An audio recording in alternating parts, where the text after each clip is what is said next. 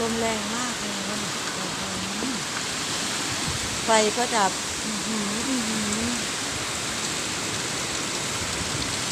ต้นไม้เป็นไงเนาะดอกไม้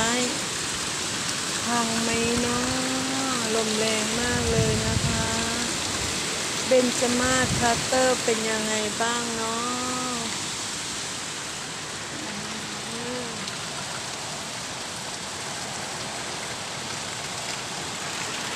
โคราชลมแรงมากเลยนะคะเนี่ย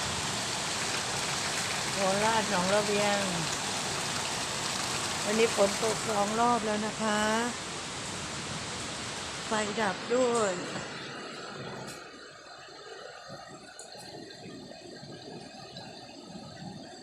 อืมอื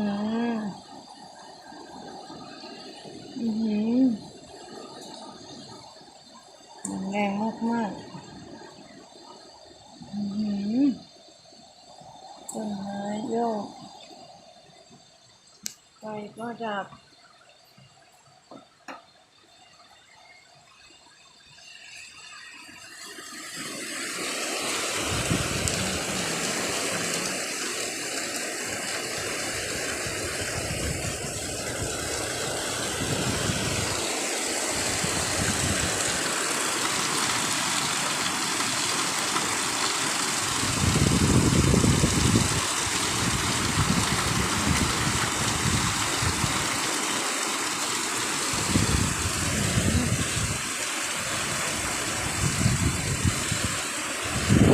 ถ้ามีต้นไม้ใหญ่นี่น่ากลัวมากเลยนะคะเนี่ย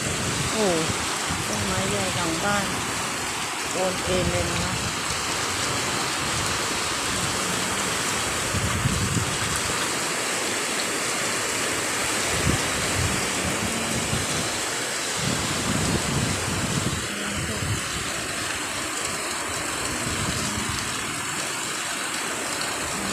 ลงไปดู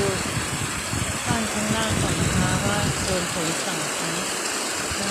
พี่ก็ให้แค่นี้ก่อนค่ะสวัสดีค่ะ